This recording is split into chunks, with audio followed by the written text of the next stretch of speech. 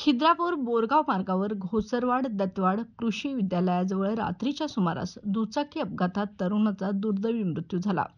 मृताचे नाव रोहित राजू सावळे वय 30 राहणार खिद्रापूर असं आहे. मिळालेल्या माहितीनुसार रोहित सावळे हे बोरगावहून खिद्रापूरकडे जात असताना त्यांचा गाडीवरील ताबा सुटला आणि दुचाकीसह ते खाली कोसळले.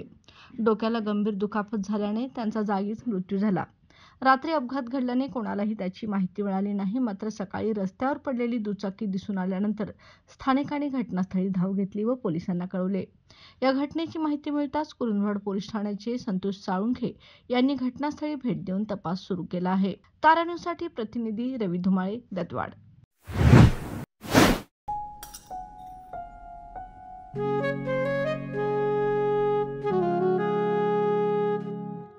बाबा, आज येताना बासुंदी घेऊन या ना.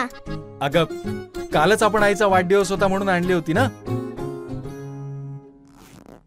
ऐकलं, गोकुळची बासुंदी पुन्हा खावीशी वाटतेय. खरं सांगू, मलाही खावीशी वाटतेय. पुन्हा पुन्हा खावीशी वाटणारी गोकुळ बासुंदी.